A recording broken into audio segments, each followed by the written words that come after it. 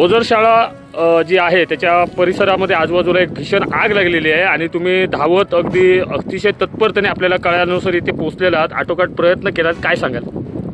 हो, हा अनुभव आम्हाला दरवर्षीचा आहे आणि दरवर्षी अशा प्रकारची आग लावली जाते हे काय आम्हाला कळत नाही, परंतु आमच्या शाळेला धोका नेहमीच असतो आणि ज्यावेळी अशी बातमी आम्हाला कळते त्यावेळी आम्ही सुट्या परिस्थितीमध्ये लगेच धावत येतो आणि नक्कीच यावेळी सुद्धा राणे सर, दादा कुर्लेकर आणि मी हे सांगितलंच आम्हाला की शाळेच्या आसपास आग लागली आहे, त्यावेळी लगेच आम्ही धावत आलो आणि पहिलं काम केलं की पाईप लावून तिकडे शाळेच्या सभोवताली पाणी मारून घेतलं, जेणेकरून शाळेच्या सभोवताली जी पाईपलाईन आहे ती जळू नये किंवा आणि शाळेच्या वरती आग येऊन वाशांना आग लागू नये हा धोका टाळण्यासाठी पहिलं काम आम्ही ते केलं.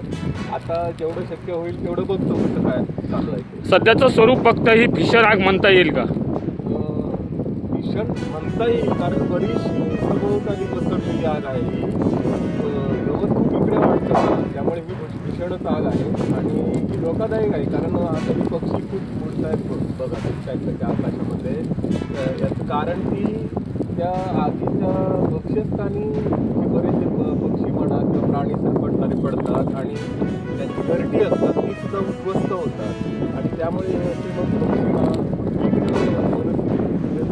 त्यामुळे पर्यावरणाचा खूप ऱ्हास होतो. त्यामुळे तुम्ही आल्यापासून जवळजवळ 100% तुमचा जो शाळेचा परिसर आहे त्याच्या आजूबाजूचा जो आगीमुळे निर्माण होणारा धोका आहे तो यशस्वीरित्या पार पाडलेला आहात, 100% पूर्ण केलात.